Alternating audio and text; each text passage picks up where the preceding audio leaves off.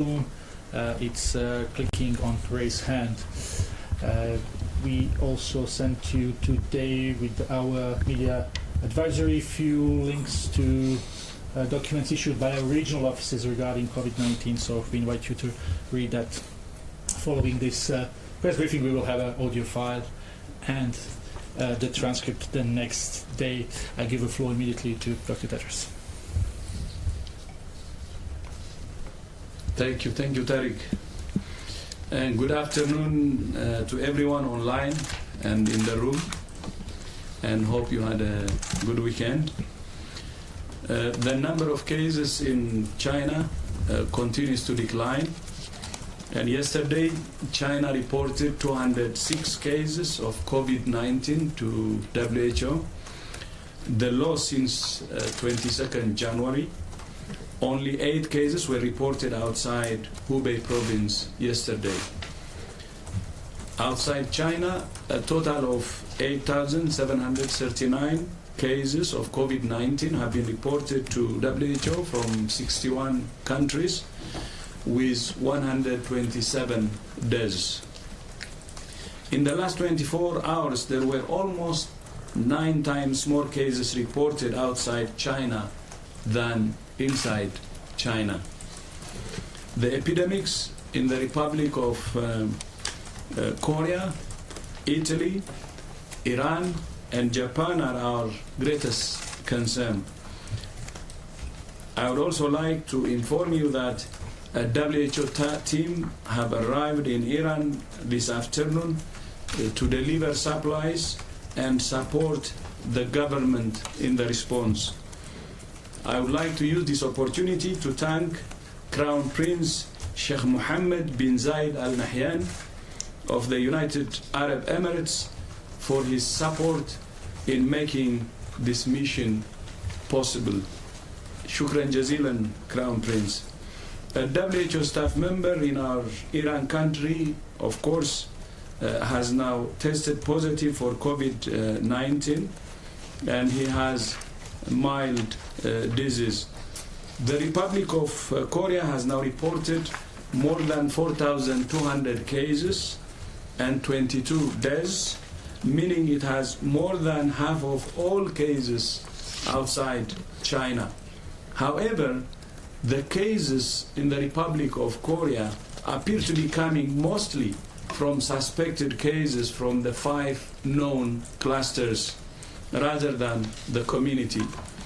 That's important because it indicates that surveillance measures are working and Korea's epidemic can still be contained. Knowing and understanding your epidemic is the first step to defeating it. Korea's situation also underlines that this is a unique virus with unique features. This virus is not influenza. We are in uncharted territory. We have never seen before a respiratory pathogen that's capable of community transmission, but at the same time, which can also be contained with the right measures. If this was an influenza epidemic, we would have expected to see widespread community transmission across the globe by now, and efforts to slow it down or contain it would not be feasible. But containment of COVID-19 is feasible and must remain the top priority for all countries. With early aggressive measures, countries can stop transmission and save lives. We appreciate that people are debating whether this is a pandemic or not. We're monitoring the situation every moment of every day and analyzing the data. I have said it before and I will say it again. WHO will not hesitate to describe this as a pandemic if that's what the evidence suggests. But we need to see this in perspective. Of the 88,913 cases reported globally so far, 90% are in China, mostly in one province. Of the 8,739 cases reported outside China, 81% are from 4 countries.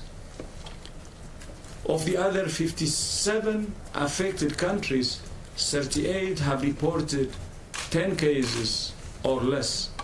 19 have reported only 1 case, and a good number of cases have already contained the virus and have not reported in the last 2 weeks.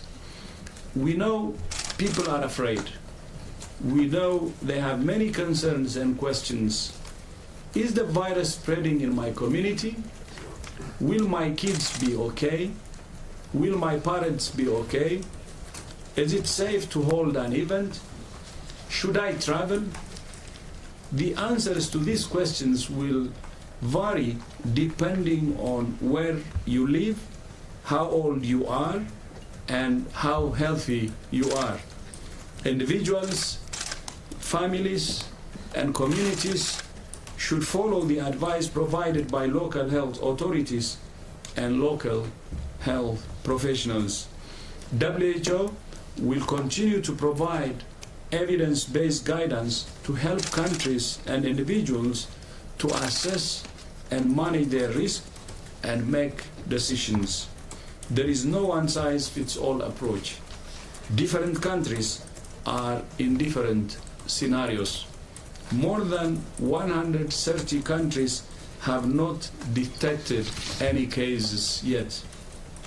Some just received their first cases yesterday. Some have clusters of cases with transmission between family members and other close contacts. Some have rapidly expanding epidemics with signs of community transmission. And some have declining epidemics and have not reported a case for more than 2 weeks. I'll repeat this, and some have declining epidemics and have not reported a case for more than 2 weeks. Some countries have more than one of these scenarios at the same time. For example, China had community transmission in Wuhan, but relatively small numbers of cases in other provinces. Other countries have a similar pattern. WHO is advising countries on actions they can take for each of the 3 CIS scenarios. First case, first cluster, first evidence of community transmission. The basic actions in each scenario are the same, but the emphasis changes depending on which scenario a country is in. Our message to all countries is, this is not one-way street. We can push this virus back. Your actions now will determine the course of the outbreak in your country. There is no choice but act now. I thank you. Thank you very much, Dr. Tedros. We will start first here in the room, and then we will go online. And I repeat again that we would like to have each journalist asking only one question. We will start with Shoko, please. Hello, my name is Keja, Japan Broadcasting Corporation. The number of confirmed death cases have reached 3,000. Total number in the world, and the coronavirus has spread now to 65 countries. Are we still in the phase where we can contain the virus? Thank you. Yeah, I think your question may have been formulated before the Director General spoke. I think he was very clear on where we are. The fact remains that for most countries, the vast majority of countries, we don't have community-level transmission, or at least demonstrated in those countries. There is a very small number of countries in which we have demonstrated and established community transmission. That's not a good situation for those countries, and it's certainly not a good situation in terms of the impact on the health systems, and we've seen that, and the very unfortunate, regrettable and tragic deaths.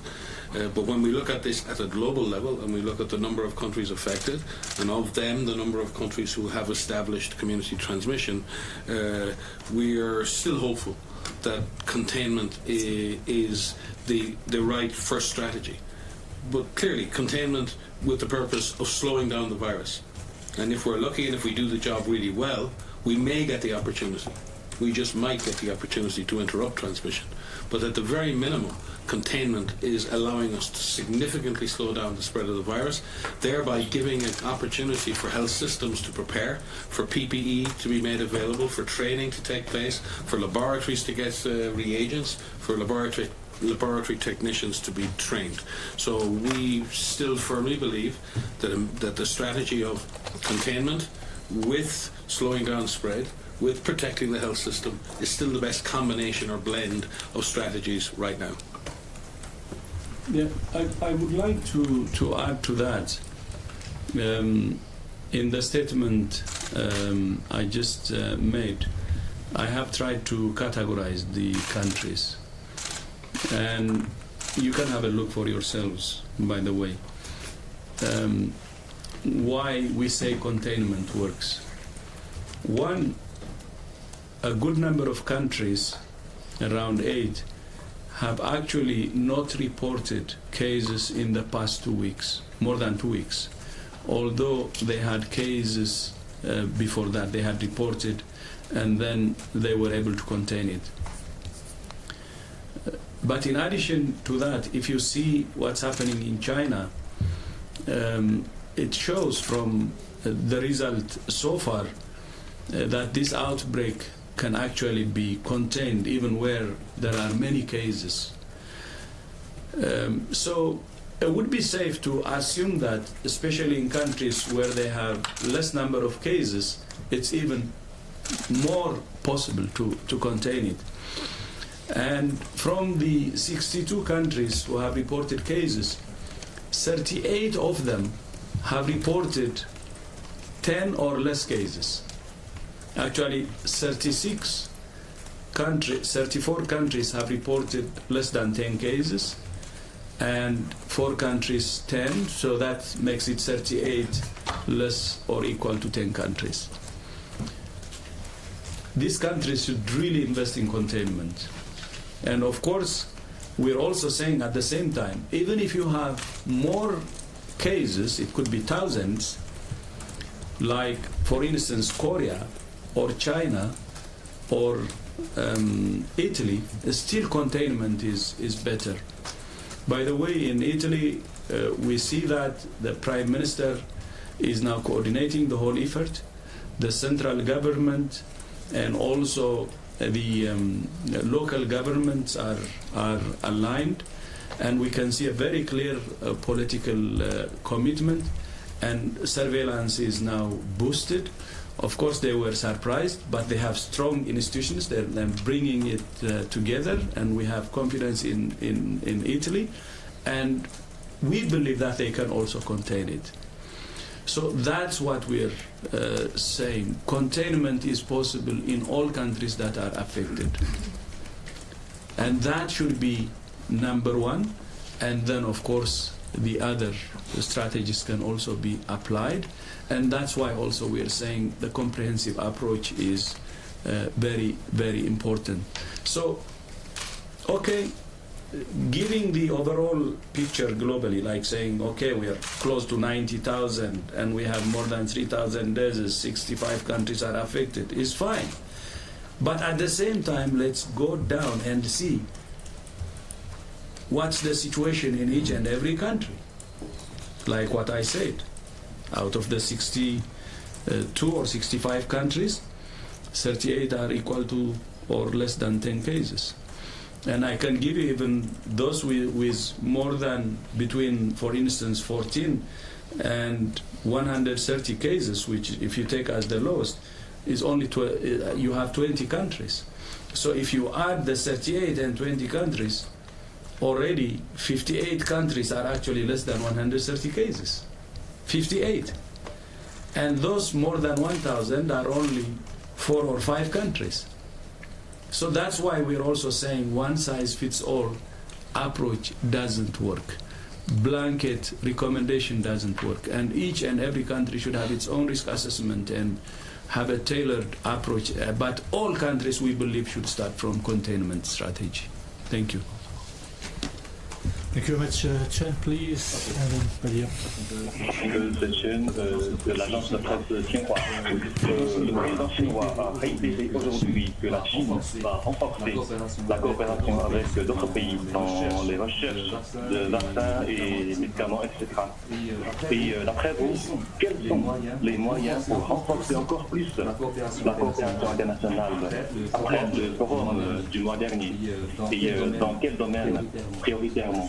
Thank you very much, Chen. So the question is that China has said that they will reinforce the cooperation with other countries in response to COVID. So what's your opinion where this cooperation could be reinforced, especially in the light of a meeting we had a few weeks ago on research and development? I can start, and then so the experience that China has with COVID-19, the work that they are doing and taking an evidence-based approach to this response is something that the world needs to learn from. We have been communicating and working with colleagues in China from the beginning. They have participated in all of our teleconferences across all of the different disciplines. They have participated in the research and development roadmap meeting that we had a few weeks ago. They're continuing to work with us.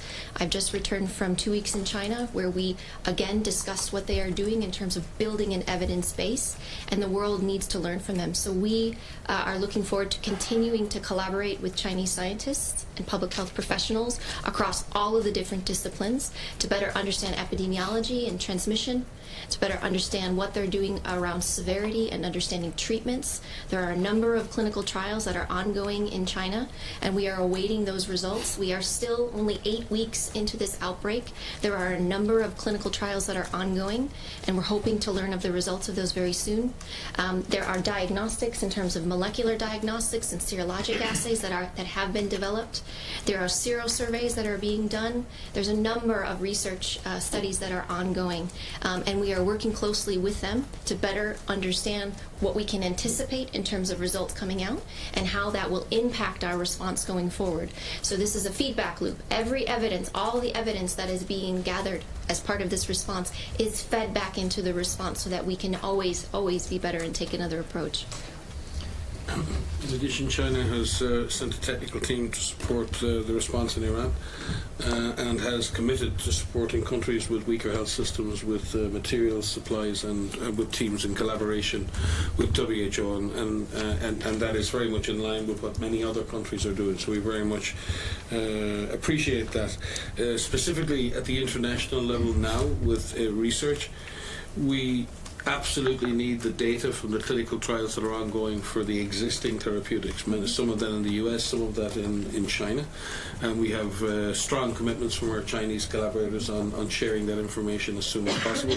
We are establishing a global data safety monitoring board so we can create a centralized way of pooling data. We're working with the NIH in the US, with the European and other institutions in China on a master protocol for clinical trials and for serology studies that will allow us to create common endpoints, common data sets that will allow us to add value and power to the data we're collecting and get answers for the world. So the outcome of the meeting a month ago, I think, is now accelerating this collective approach, a standardized approach. But we really do need and I believe they're coming on stream now, but standardized, reliable serology testing is something we absolutely need at this point.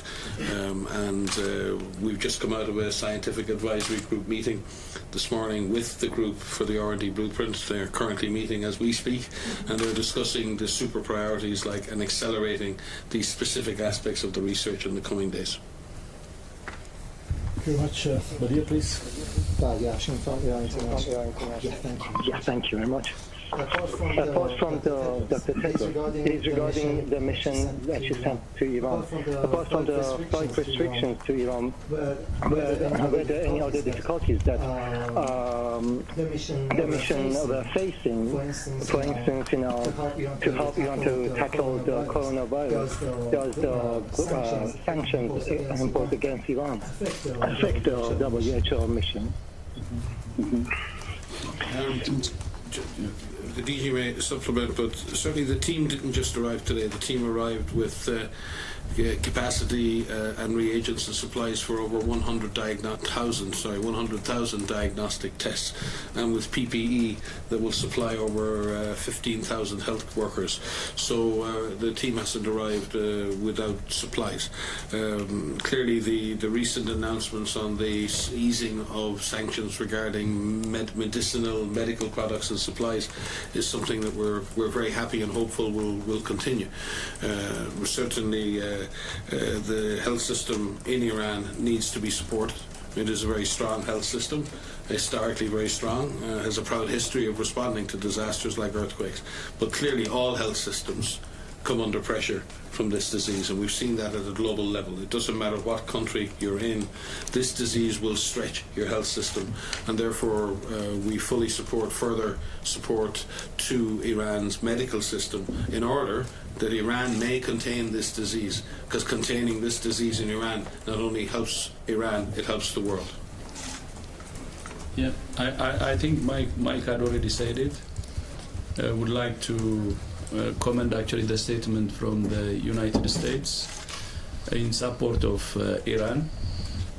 I think we have a common enemy now, and using health and especially fighting this virus as a bridge for peace is very, very important. And UAE support is also another example of solidarity, which we have been calling for some time now. And this is very encouraging, and we would like to actually thank the two countries, but at the same time call on stressing the importance of solidarity at this time. This virus, this enemy is unknown. There are something known now, but many unknowns, and it's a common enemy, and we have to stand together in unison to fight it, and these early signs are very encouraging, and as humanity we should stand together. Thank you. Thank you very much. We will go online for a couple of questions from journalists watching us. We will start with National Geographic, and sorry if I mispronounced the name, Sikan Akpan. Can you hear us? Yeah, that was actually right on the mark in terms of my name, so thank you. I appreciate that. Please go ahead. My question is about the clinical attack rate. I was wondering if you have an estimate for the clinical attack rate for Wuhan, for Hubei province, or for China as a whole. Looking at my cheat sheet. So, yes. So as you know, we've just come back from 2 weeks in China, and the internet. I was there 2 weeks, but the international mission was there for 9 days, and we've just published a very detailed report on the WHO website, and it's in English, and in Chinese it will be in the National Health Commission's website in China. So I do encourage you to read that in full. There's a lot of detail in there around what we've learned about transmission. What we've seen in terms of attack rates. Much has been published by the China CDC. There was a paper that came out in the China CDC Weekly looking at attack rates by age, and we do see varying levels of attack rates by age. I'm not going to quote what the percentage is from that paper, but we did see some variation in terms of attack rates. For example, we saw low attack rates in children. And that was something that is something that is important and warrants some further study. We do see higher attack rates in adults, and what we've seen there is that transmission is occurring amongst close contacts, and that is something that has been confirmed through the data that we've seen in China, and that transmission is being driven by close contacts between families, and so what we've seen is higher attack rates in adults than we've seen in children. In terms of quantifying that specifically, it's still quite early days in terms of what we know. What we're finding are symptomatic contacts, because this is what surveillance is focused on.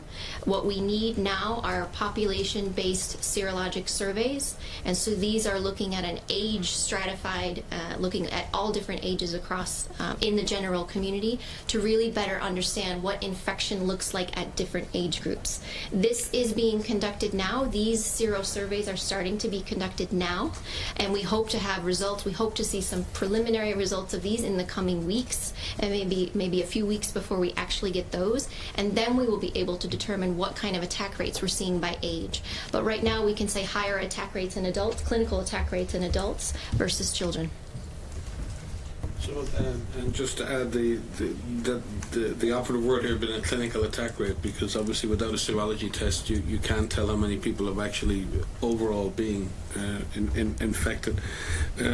But colleagues in Korea and other places, as well as in China, certainly in family situations, the secondary attack rate within a family is lower than we would have expected in a respiratory, with a respiratory pathogen, and the same amongst contacts. The number of contacts followed up now in China is in the hundreds and hundreds and hundreds of thousands, and again the attack rate in that group is 1 to 5% and 5 to 10% I think in family contacts.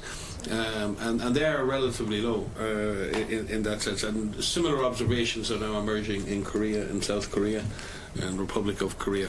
So again, all of this is easy to say, but as Maria said, without a validated serology test, there will always be the doubt that there is a larger proportion of subclinical or non-detected infection going on at community level.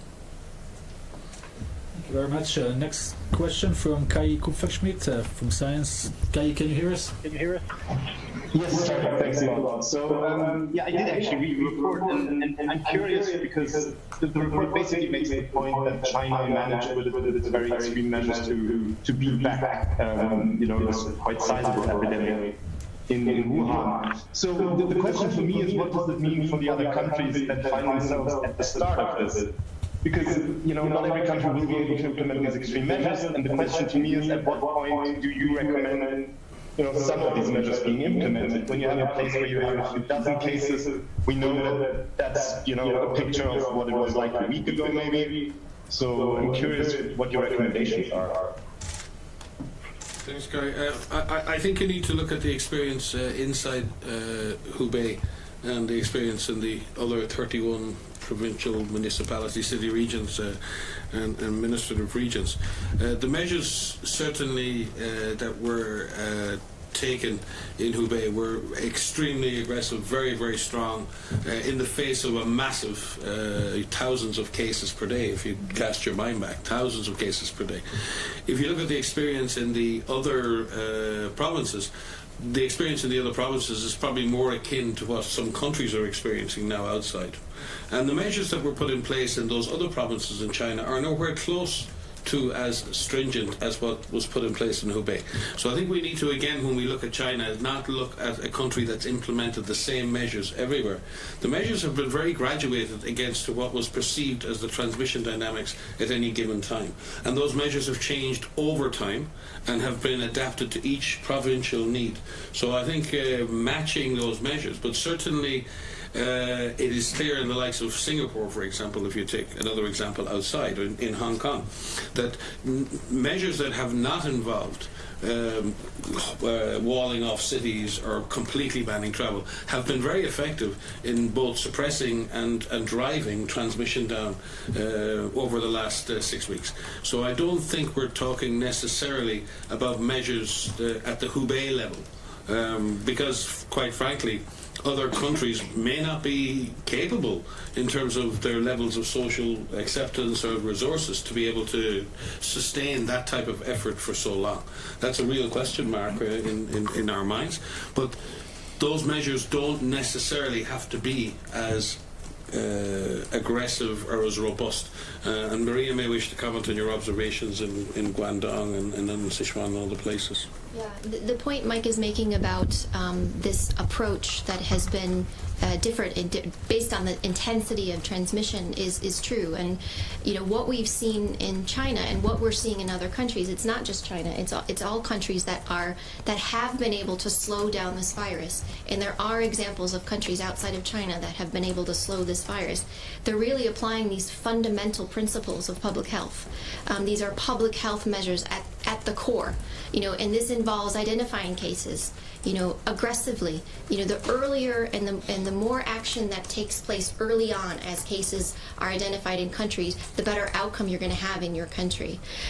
Finding those cases, finding those contacts, following and managing them over the incubation period, making sure that you provide the right provisions to those individuals who are in hospital, providing adequate care, having social distancing, practicing hand hygiene and respiratory etiquette. These things work. There have been some movement restrictions, but as Mike has said, and as we have seen in Wuhan, there's been some, you know, very extreme use of these for temporary periods of time. But we are seeing that these have been successful, and other countries can do this. All countries are able right now to talk to their communities. All of them are able to tell the population what they can do and what they should avoid. All hospitals can get ready. That is something that can be applied across the globe. All countries can be looking for cases right now. All countries can be aggressively finding those first cases and following those contacts over time. And we can all help each other and look out for each other. So there's a lot of fundamental things that were done in China that can be done anywhere. Thank you very much. The next question is from Sarah from Devex. Sarah, can you hear us? Yes, thank you. In Dr. Tan's remarks, I think it was mentioned that there's been a respiratory virus capable of community transmission. Could you clarify what that means? Is the flu not capable of community transmission? And what are the implications of a respiratory virus capable of community transmission? No, I think you have to include the second part. It's capable of community transmission, but at the same time it can be contained, the corona. But if you're talking about another respiratory infection like flu, then it will not be, you know, we're not able to contain it actually. So that's the contrast. That's what I meant to say. But if Mike or Maria, if you want to add. I think with many respiratory pathogens, and especially respiratory viral pathogens, we experience them every winter. We don't necessarily attempt to contain or stop them because we fundamentally believe they will spread unabated. We try to protect ourselves from that individual infection, but we don't have a principle of trying to stop the infection at societal global level. You don't see restrictions or any measures put in place with seasonal influenza. Yes, we want to protect individuals from seasonal influenza by vaccination or avoiding infection, but we don't implement specific measures at airports, or we don't have thermal screening or any of those things, because we have a disease for which we have a vaccine, we have treatments, we understand its transmission dynamics, we understand its patterns. Here we have a disease for which we have no vaccine, no treatment, we don't fully understand transmission, we don't fully understand case fatality. But what we have been genuinely heartened by is that, unlike influenza, where countries have fought back, where they've put in place strong measures, we've remarkably seen that the virus is suppressed. Or at least the clinical appearance of the virus, the number of clinically apparent cases has been greatly suppressed. And the hope in that is that this virus is, and the DG said it in this speech, it's not influenza, and it's not behaving like influenza. It is behaving like COVID-19. The problem is we don't know exactly how COVID-19 behaves, but we know it's not transmitting in exactly the same way that influenza was, and that offers us a glimmer, a chink of light that this virus can be suppressed and pushed and contained. And at the very least, by doing that, we give all the health systems in the world a chance to prepare and potentially develop therapeutics and vaccines to prevent it. This is about containment and buying time, and in doing that, we can save a lot of lives. And if I could just add to that, so what the DG said in his speech about these 3 C's, you have cases, clusters, communities. What everyone expects is that you go from cases, you go to clusters, you go to communities, and that's it. What we are actually seeing is that we're seeing community transmission in some countries actually bring this back down to seeing clusters again. And that is something that we need to learn from, and we are learning from. And that is the hope. That is where we can see that you can drive this down. You can bring it back. There is no eventuality here. We're planning for every type of scenario in every type of country. But just because you have clusters of cases doesn't mean you can bring that down to individual cases. Just because you have community transmission doesn't mean that you can't bring that back down to clusters that you can follow. And I think that's really important. We are seeing positives here. We are seeing declines in cases. We're learning from that. That's why we're up here every day talking to you, being so aggressive in our language of saying the time is to act now. The time is to act early. The time is to be aggressive. The earlier you act, the better chances you're going to have. And all of that buys us time. As Mike has just said, this all buys us time to better prepare our systems, our hospitals, the development of medical interventions, vaccines. Thank you very much. We'll take one more question from online, then we will have a time for 2 more questions here in the room. Ms. Banjo Kaur from India, from Down to Earth, can you hear us? Yeah, I can hear you. Can you hear me? Yes, please go ahead. Yes, please go ahead. Hello? Yes. Okay. So, Mike, you said you gave a very detailed statement the other day differentiating between mitigation and containment. Dr. Tedros, you also said today that all countries are capable of containing the virus. The European CDC, in a statement issued today, has said that in the event of established and widespread community transmission, current containment measures may no longer be effective. And to have efficient use of resources, we have to move into the mitigation phase.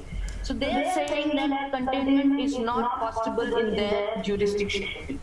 I would request you to comment on that. My second question is, Dr. Tedros, you were saying that, the countries should ask themselves. Joe, we said one question, please. Just quick question. That we should have enough ventilators and enough oxygen, etc., vital equipment to ensure that we are able to provide good care. Can you define for us what is that enough? Because what is enough for a big country like India or for a country like Finland may not be enough for a big country like India. If not in numbers, if you could just elaborate what is that enough for us. Thank you so much. Thank you. Thank you. Okay. On the issue, I don't believe the US have made ECDC or anyone. Yeah. Sorry, have made European CDC. Okay. Oh, European CDC. I believe everyone's still very much committed to containment. I would hate to think that countries in Europe who currently have no cases are now moving to mitigation, and they would be. Find that quite difficult to explain to their citizens right now. So I do believe that when we speak at a regional level, it's very important that we're not saying that containment has no place in this. And I would like, we can see the statement and see what it says. There is a point in any epidemic where you believe you can no longer contain the virus, or like if it was influenza, and you have to shift your resources to saving lives. But in doing that, you're accepting that you can no longer affect the course of the disease. You can no longer change the shape of the epidemic. And you're purely moving in that sense to save as many lives as you can. Now, WHO does not believe that we're there yet, based on what the Director General has presented to you today. We can have that argument. We can sit around the coffee tables all week long and for the next month, and we can talk about who's right and we can talk about who's wrong. Or we can get on with it. That's the question. History will tell who was right or who was wrong. The real question is, we can't miss this opportunity to save lives, and we can't miss this opportunity to protect our health systems. So let's just get on with it. Yeah, and earlier I have been saying 38 countries, 10 or less cases.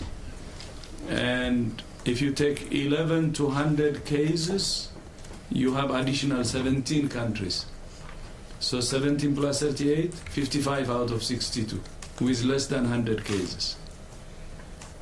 And I think the figures can show us what kind of strategy actually countries should follow, that they should start from containment.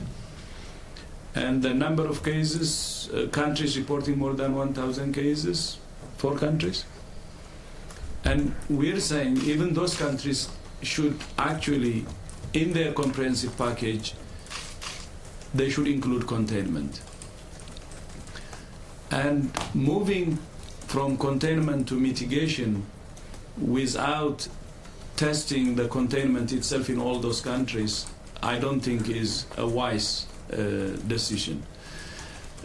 Even with more cases, more than 1,000, having a comprehensive approach is much better than having, this strategy which moves into mitigation, which to us, and this is, I hope, is clear. Surrendering, I don't think is right. So we have to give it our best using containment strategy, irrespective of the number of cases. But this doesn't mean that we will not monitor the situation on a regular basis. We will, and we will adjust our strategies based on that. But in terms of strategy, still, whatever the announcement would be, whether it's pandemic or not, we will still go for a comprehensive approach. But in the strategy, the combination of strategies could vary based on the situation. So that's what we're saying, and this is coming from a proper analysis of what has happened in the last 2 to 3 months after the announcement or the declaration of this outbreak, where we have seen success with containment strategy, and which we believe that it's worthwhile to continue with that kind of strategy. There was a question on ventilators. Yeah, Maria. No, so the question about preparing hospitals for respiratory support and ventilators and oxygen is a good one. This is something that all countries need to be doing some assessments of in terms of what would be needed should they start to see cases. We do know in terms of the severity spectrum, we do know that 80% of those that are infected will have mild disease and recover. We do know that there's approximately 15% that will have severe, and another 4 or 5% that will be critical, which will require oxygen support. So there are some estimates that are coming from the clinical teleconferences, which would give some indication of 30-40% of people who are hospitalized that would need oxygen support. And those types of percentages are preliminary. Those types of percentages need to be more refined so that people can prepare for that. And then you need to take that into an assessment of what would be required within your country based on your population, based on the demographics and the underlying conditions in your countries. We just remember most countries, even sophisticated health systems, have very limited intensive care capacity as an overall proportion of the number of clinical beds that they have. So this is not just an issue for the South or for weaker health systems. The careful planning and use of intensive care beds is not a straightforward process. And the idea of just having ventilators, for example, needs trained technicians. ECMO and extracorporeal oxygenation is a process that requires very high levels of skill. It's not just the equipment.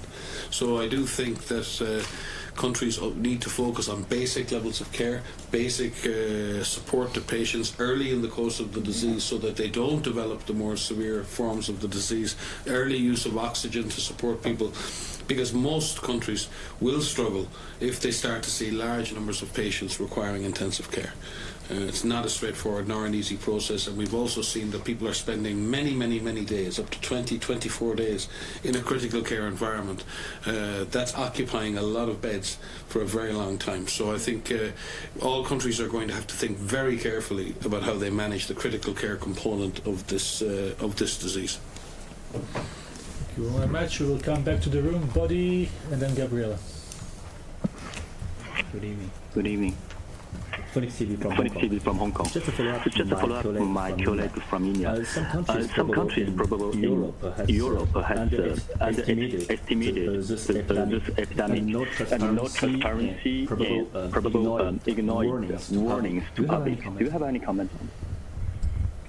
I'm sorry. And now has with mild discrimination against the Iranian or against the Italian. Please give us some comments. Thank you. Yeah, I think we've all been on that merry-go-round once before. We're not in the business of apportioning blame to countries nor to individual ethnic groups. All countries who have experienced this disease have been unfortunate victims of being in the pathway of the disease. What Maria said before and the DG said before is we don't believe that countries are being non-transparent.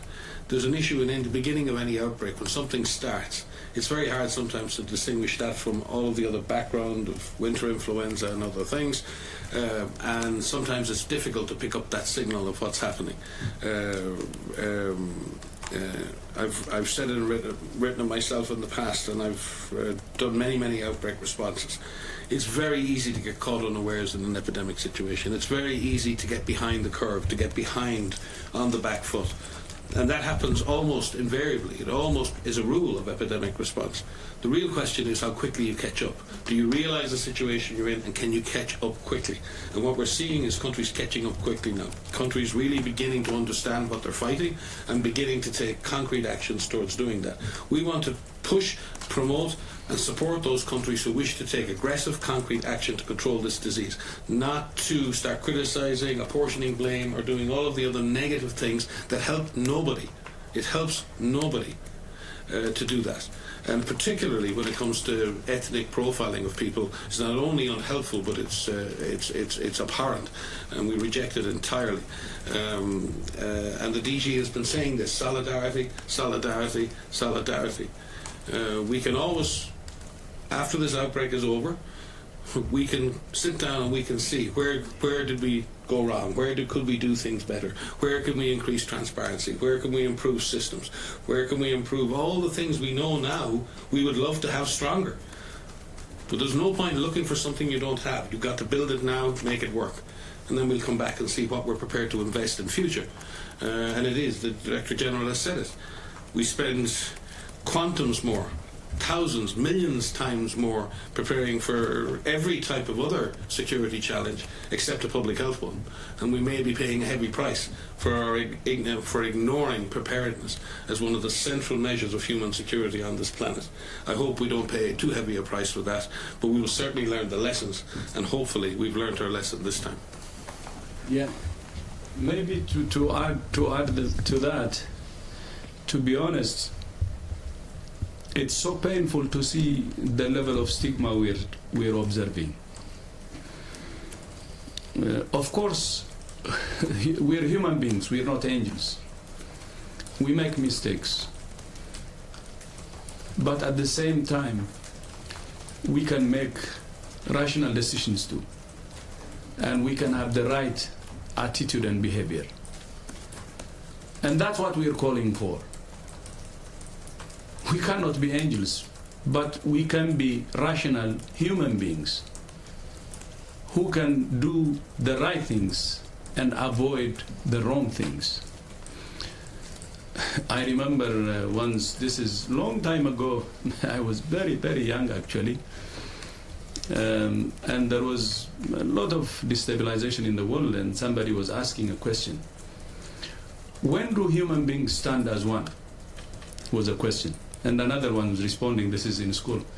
When we have a common enemy from another planet. Why do we need another enemy from another planet to be one?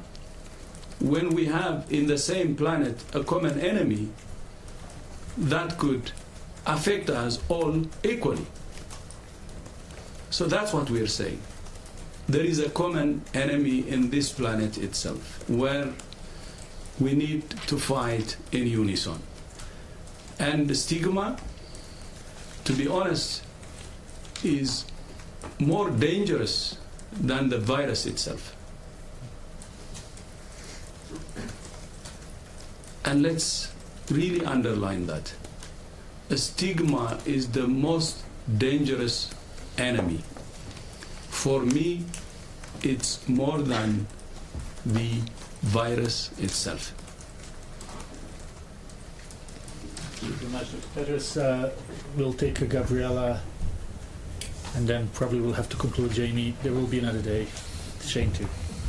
Thank you, Tarek, for taking my question. Gabriela Sotomayor, Mexico, Proceso. Dr. Tedros, as you may know, and you know, COVID-19 just arrived in Mexico. We have 5 imported cases now, but people are a bit skeptical with a laid-back attitude. Some say it's a light disease, they don't understand why so much exaggeration, isolation, containment. So they say that more people die from influenza in the world. So I understand that fear is not an option, but the other extreme is not the solution either. I know that you have been repeating the same message.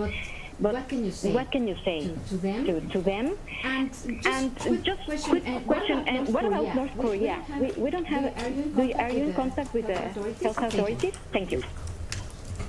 Yeah, we are in touch with health authorities in North Korea, with our office there, and have had multiple meetings here in Geneva with representatives of North Korea. We've sent equipment, supplies and diagnostic equipment to the north, and again subject to the same release and on sanctions and under the proper resolutions. We know that DPRK has stepped up its preparedness procedures. We're not aware of any cases there right now, I don't think, no. And we're certainly ready to both strengthen our country office and send teams as needed. And I know that North Korea is also in contact with the South and also in contact with Chinese colleagues and officials as well. The DG will speak to the issue of what you mentioned regarding this outbreak or this epidemic being like flu or not like flu or whatever. It's a difficult position for any individual or organization or anyone to be in, because if you say we have a disease for which we don't know the full transmission dynamics, for which on the face of it has a case fatality of 2% or possibly more in certain circumstances, we're up to, in some cases, 10% of people with underlying conditions can die who are present clinically, then if someone is trying to tell me we shouldn't be trying to stop that and we should just accept that as normal business, then I don't know why I'm doing this job, frankly. Having said that, we have to be very careful, and Dr. Tedros has been very careful since the beginning of this event. We have tried at every possible opportunity to say to people, we don't know, we're hoping, we've said it today, only 80,000 cases, only so many thousand deaths around the world. We're not the ones trying to scaremonger here. We're trying to be realistic, we're trying to be balanced, we're trying to get across the right message, we're trying to tell people what they can do. I'll ask you and others, what are you doing to balance that message on the international front? What's your responsibility in this, in doing that? And if we can all answer that question and go to sleep at night, then we will be better. But I do think that we have been trying to be balanced, as many of you have been balanced in this. China's gone through a huge punch to its system. This isn't just a small little thing that passed over China. This has been a massive punch to the economy, to the social system and to the health system in China. We don't want the rest of the world to have to absorb that punch, and we're trying to do our best to avoid that. And as Dr. Tedros said, we may not be able to, but we at the same time can prepare, can get ready. We can spread this disease out over a longer period. We can reduce the impact on the health system and the capacity of the health system to absorb that and make this less impactful on society and on communities. And we hope we can communicate the right level of risk. We've said it again and again. society should go on. Communities should continue to work and thrive. We don't necessarily need the kinds of measures that have been put in place in Hubei because we're not there yet in most countries.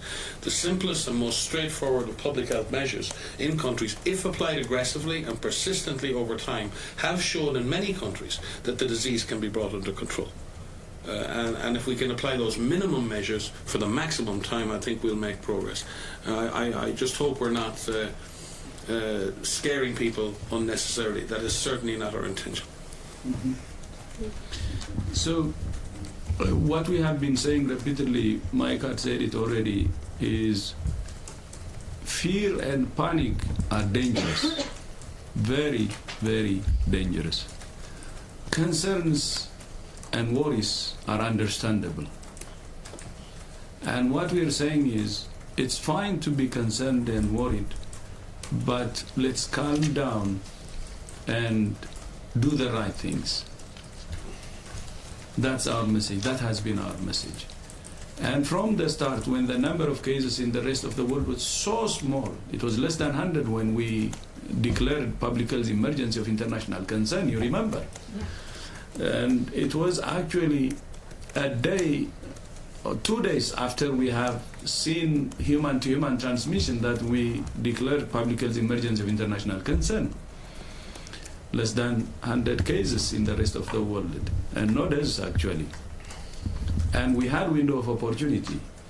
And what we said then was, of course we can have concerns and worries, it's understandable, but let's really calm down and do the right things and use the window of opportunity to contain this outbreak. So still the same message, but in some places we're not seeing the level of response that we expected, and that's why we have been again saying to the world, or reminding to the world, that the window of opportunity is narrowing and that we have to still do our best to catch up. So still the same message, comprehensive approach. Of course we can have concerns and worries, but calm down and do the right things. And there are positive signals. We're not saying this without any reason or facts.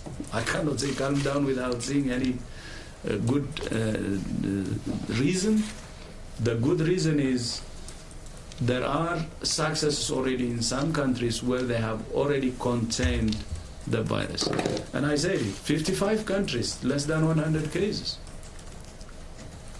I leave the question to you. Can't that be contained? But we're saying not even less than 100 cases, even if it's more, it can be contained. And we have seen already examples starting from China. So the question now is, how hard can we continue to hit it? How committed are we to really hit hard? That's the question. Thank you very much, Dr. Tedros. Thanks to everyone here in the room and everyone watching us. I'm sorry for all those in the room, but also online, who have not been able to ask their question, but we will see each other again. An audio file will be available immediately and transcript hopefully tomorrow. Have a nice evening. Okay, see you tomorrow. Thank you again. When you commit, you corner yourself. You want to exactly. I'm cornering myself. Thank you.